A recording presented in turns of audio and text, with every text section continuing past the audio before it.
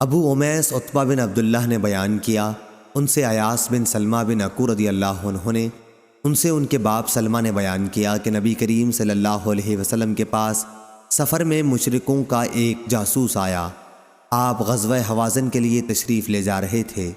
وہ جاسوس صحابہ کی جماعت میں بیٹھا، باتیں کیں، پھر وہ واپس چلا گیا تو حضرت صلی اللہ علیہ وسلم نے فرمایا کہ اسے تلاش کر کے مار ڈالو۔ چنانچہ اسے سلمہ بن عکو رضی اللہ عنہ نے قتل کر دیا اور حضرت صلی اللہ علیہ وسلم نے اس کے ہتھیار اور اوزار قتل کرنے والے کو دلوا دیے۔ صحیح بخاری حدیث نمبر 3051۔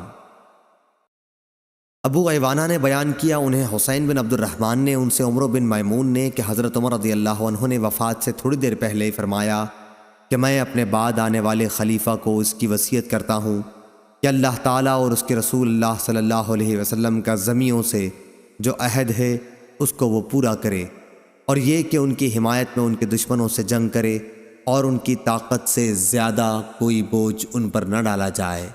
صحیح بخاری حدیث نمبر 3052۔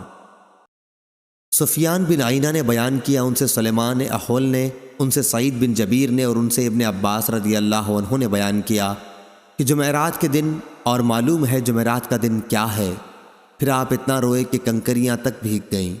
آخر آپ نے کہا کہ رسول اللہ صلی اللہ علیہ وسلم کی بیماری میں شدت اسی جمعرات کے دن ہوئی تھی، تو آپ صلی اللہ علیہ وسلم نے صحابہ سے فرمایا کہ قلم دوات لاؤ تاکہ میں تمہارے لیے ایک ایسی کتاب لکھوا جاؤں کہ تم میرے بعد اس پر چلتے رہو تو کبھی گمراہ نہ ہو سکو۔ اس پر صحابہ میں اختلاف ہو گیا۔ حضور صلی اللہ علیہ وسلم نے فرمایا کہ نبی کے سامنے جھگڑنا مناسب نہیں ہے۔ صحابہ نے کہا کہ نبی کریم صلی اللہ علیہ وسلم بیماری کی شدت سے برا رہے ہیں۔ حضرت صلی اللہ علیہ وسلم نے فرمایا کہ اچھا، اب مجھے میری حالت پر چھوڑ دو، میں جس حال میں اس وقت ہوں وہ اس سے بہتر ہے جو تم کرانا چاہتے ہو۔ آخر آپ صلی اللہ علیہ وسلم نے اپنی وفات کے وقت 3 وصیتیں فرمائی تھیں، یہ کہ مشرکین کو جزیرہ عرب سے باہر کر دینا، دوسرے یہ کہ وفود سے ایسا ہی سلوک کرتے رہنا جیسے میں کرتا رہا، ان کی خاطرداری، ضیافت وغیرہ، اور تیسری ہدایت میں بھول گیا۔ اور یعقوب بن محمد نے بیان کیا کہ میں نے مغیرہ بن عبد الرحمن سے جزیرہ عرب کے بارے میں پوچھا تو انہوں نے فرمایا کہ مکہ، مدینہ، یمامہ اور یمن کا نام جزیرہ عرب ہے۔ اور یعقوب نے کہا کہ ارج سے تہامہ شروع ہوتا ہے۔ ارج مکہ اور مدینہ کے راستے میں ایک منزل کا نام ہے۔ صحیح بخاری حدیث نمبر 3053۔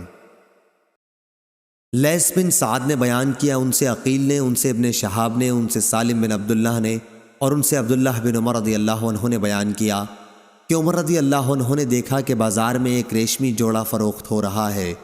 پھر اسے وہ رسول اللہ صلی اللہ علیہ وسلم کی خدمت میں لائے اور عرض کیا، یا رسول اللہ، یہ جوڑا آپ خرید لیں اور عید اور وفود کی ملاقات پر اس سے اپنی زیبائش فرمایا کریں۔ حضرت صلی اللہ علیہ وسلم نے فرمایا، یہ ان لوگوں کا لباس ہے جن کا آخرت میں کوئی حصہ نہیں۔ یا آپ نے یہ جملہ فرمایا، اسے تو وہی لوگ پہن سکتے ہیں جن کا آخرت میں کوئی حصہ نہیں۔ پھر اللہ نے جتنے دنوں چاہا حضرت عمر رضی اللہ عنہ خاموش رہے۔ پھر جب ایک دن رسول اللہ صلی اللہ علیہ وسلم نے ان کے پاس ایک ریشمی جبہ بھیجا تو حضرت عمر رضی اللہ عنہ اسے لے کر خدمت نبوی میں حاضر ہوئے اور عرض کیا، یا رسول اللہ، آپ صلی اللہ علیہ وسلم نے تو یہ فرمایا تھا کہ ان کا لباس ہے جن کا آخرت میں کوئی حصہ نہیں۔ یا عمر نے آپ کی بات اس طرح دہرائی کہ اسے وہی لوگ پہن سکتے ہیں جن کا آخرت میں کوئی حصہ نہیں، اور پھر آپ صلی اللہ علیہ وسلم نے یہی میرے پاس ارسال فرما دیا۔ اس پر آپ نے فرمایا کہ میرے بھیجنے کا مقصد یہ تھا کہ تم اسے بیچ لو، یا فرمایا کہ اس سے اپنی کوئی ضرورت پوری کر سکو۔ صحیح بخاری حدیث نمبر 3054۔ معمر نے خبر دی، انہیں زہری نے، انہیں سالم بن عبداللہ نے اور انہیں عبداللہ بن عمر رضی اللہ عنہ نے خبر دی کہ نبی کریم صلی اللہ علیہ وسلم کے ساتھ صحابہ کی ایک جماعت جن میں حضرت عمر رضی اللہ عنہ بھی شامل تھے، ابن سیاد یہودی لڑکا کے یہاں جا رہی تھی۔ آخر بنو مغالہ ایک انصاری قبیلے کے ٹیلوں کے پاس بچوں کے ساتھ کھیلتے ہوئے اسے ان لوگوں نے پا لیا۔ ابن سیاد بالغ ہونے کے قریب تھا، اسے رسول کریم صلی اللہ علیہ وسلم کی آمد کا پتہ نہیں ہوا۔ حضرت صلی اللہ علیہ وسلم نے اس کے قریب پہنچ کر اپنا ہاتھ اس کی پیٹھ پر مارا اور فرمایا، کیا تو اس کی گواہی دیتا ہے کہ میں اللہ کا رسول ہوں؟ ابن سیاد نے آپ کی طرف دیکھا اور پھر کہنے لگا، ہاں میں گواہی دیتا ہوں کہ آپ ان پڑھوں کے نبی ہیں۔ اس کے بعد اس نے حضرت صلی اللہ علیہ وسلم سے پوچھا، کیا آپ گواہی دیتے ہیں کہ میں اللہ کا رسول ہوں؟ آپ نے اس کا جواب صرف اتنا دیا کہ میں اللہ اور اس کے سچے انبیاء پر ایمان لایا۔ پھر حضرت صلی اللہ علیہ وسلم نے دریافت فرمایا، تو کیا دیکھتا ہے؟ اس نے کہا کہ میرے پاس ایک خبر سچی آتی ہے اور دوسری جھوٹی بھی۔ حضرت صلی اللہ علیہ وسلم نے اس پر فرمایا کہ حقیقت حال تجھ پر مشتبہ ہو گئی ہے۔ حضرت صلی اللہ علیہ وسلم نے اس سے فرمایا، اچھا میں نے تیرے لیے اپنے دل میں ایک بات سوچی ہے، بتا وہ کیا ہے؟ ابن سیاد بولا کہ دھواں۔ حضور اکرم صلی اللہ علیہ وسلم نے فرمایا، ذلیل ہو کمبخت، تو اپنی حیثیت سے آگے نہ بڑھ سکے گا۔